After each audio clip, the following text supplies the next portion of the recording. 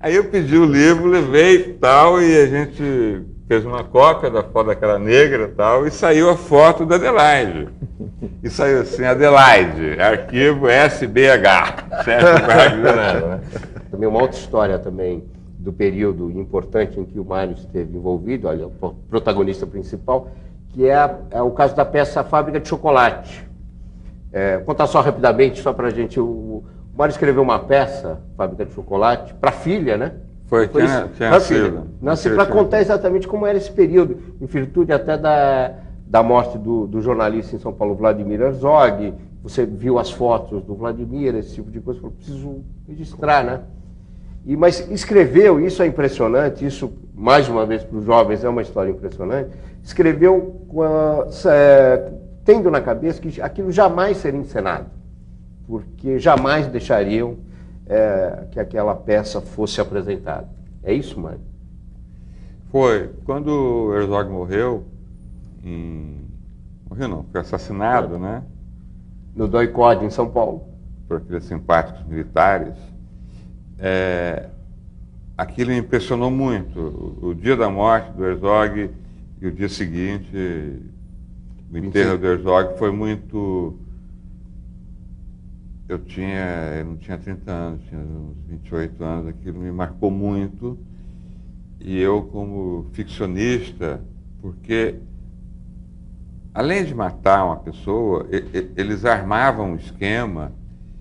Então tinha... Um cenário, né? Um cenário, tinha um texto escrito por ele, rasgado, tinha foto dele pendurado.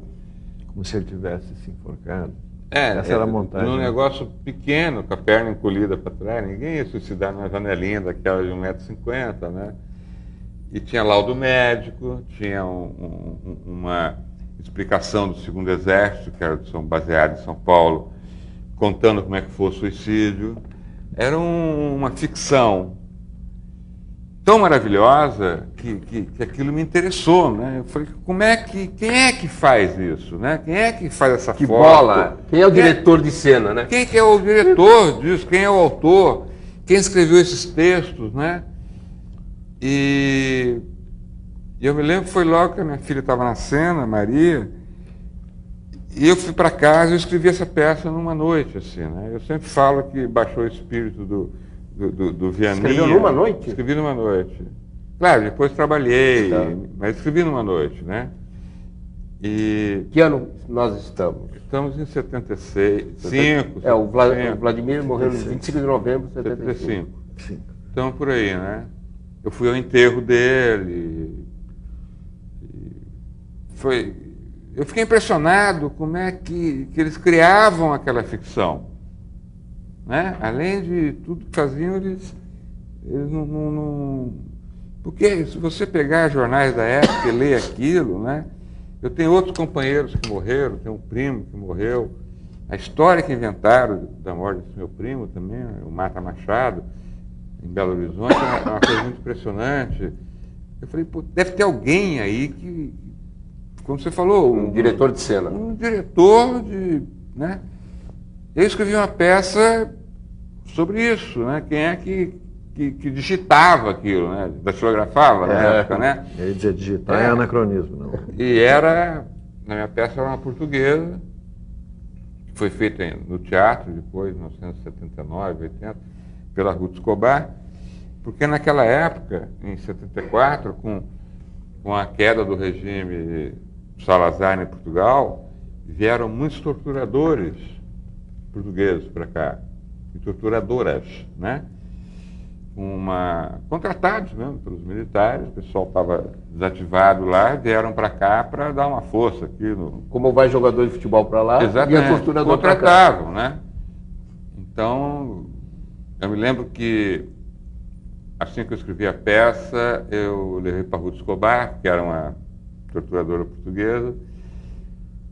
A gente fez uma leitura na casa da Ruth Escobar, onde estava o Guarnieri, meu querido Guarnieri, hoje avô de um sobrinho meu, acabamos ficando parentes.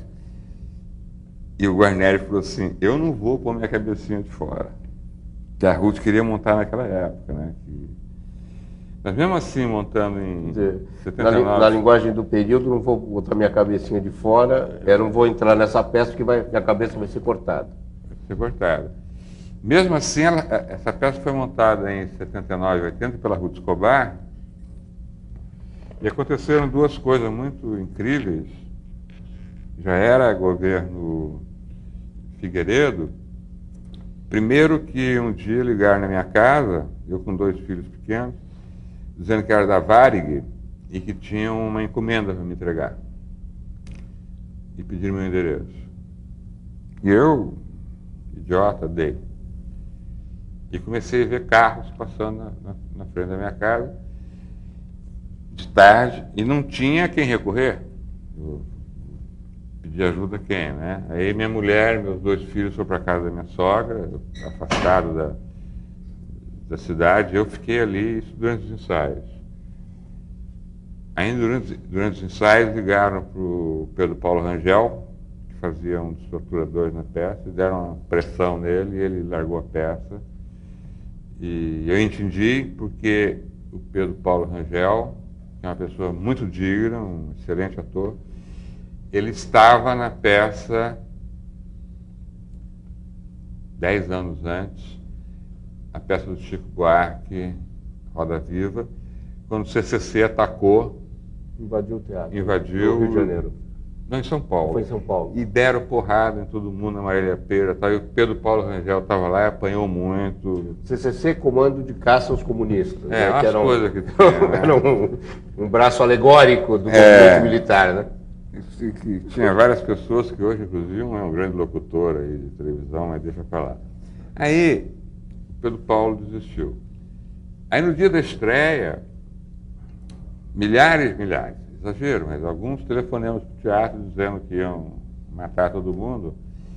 E eu me lembro que a peça começava, o ator que fazia era o... Não tinha censura nessa época?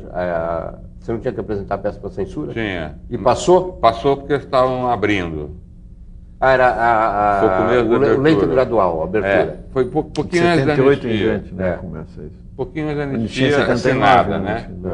E aí eu me lembro que a primeira cena da peça era um personagem, quem fazia era o Orlando Boldrin, virado para a plateia, falando no telefone de um cavalo que ele tinha torturado, o cavalo até a morte, né? Foi uma maneira um pouco dramática minha de apresentar um torturador. Ele cortava o cavalo. Não, perdão. A peça começava com ele de costas, numa mesa, ele de costas para a plateia, num telefone, porque ele se virava e punha o pé em cima da mesa. Quando abriu o plano, ele estava de frente para a plateia. E assim, né? Falando assim, esperando um tiro. De verdade? De verdade. Depois ele falou, eu não tive coragem... Rolando Boldrin. Rolando Boldrin. Eu não tive coragem de começar a peça de costas para a plateia. Porque eu queria ver pelo menos de onde veio o tiro, né? Então, isso contando o pessoal mais jovem, né? Talvez seja meio assustador, né? Mas rolou. Essas coisas... A peça não chegou a ter nenhum problema desse tipo, né? Não. Na peça, não. Porque era um pouco comum a invasão do CCC, que era a juventude da direita invadir. Foi só ameaça. Só ameaça. A peça foi um grande sucesso. Enquanto outros cronistas estão escrevendo sobre o dia na política, mesmo assim os cronistas do tipo do Mário, esse tipo de coisa, tentando passar uma lição, esse tipo de coisa, o Mário pega esse detalhe, que é um detalhe da vida, e muita gente lê aquilo e fala, pô, mas como é fácil ser escritor? Não, só pegar aqui isso acontece comigo, eu vou lá e escrevo também, né? E não é bem assim. Eu queria saber assim, exatamente como é que você tem essa escolha, se isso é a sua natureza, ou se você percebe a transcendência, quer dizer, tem a questão da transcendência muito forte nesses momentos do dia a dia da vida. Como é que é isso, Mário? Claudinei, aí, antes de te responder, e te agradeço essa pergunta, tem que separar duas coisas. Uma é artigo e outra é crônica, né? Você citou pessoas que ficam preocupadas em explicar e tal, escrevem a sério, né? Vou citar, por exemplo, um amigo meu, o Jabor, por exemplo. O Jabor escreve artigos. Aquilo não é crônica, né? A crônica é mais bobagem mesmo, né? É bobagem no bom sentido. É você... Crônica vem de cronos, né? De tempo em grego. É de você registrar um momento, uma situação, né? E outro dia, por exemplo, eu estava dando uma entrevista em Florianópolis, me fizeram uma pergunta mais ou menos como essa, de onde que eu tinha ideia. Eu falei, isso foi agora, no alto verão, em Florianópolis. Eu falei, minha filha estava ontem na praia e tinha um cara vendendo meia na praia. Meia, ainda fazia assim com as meias.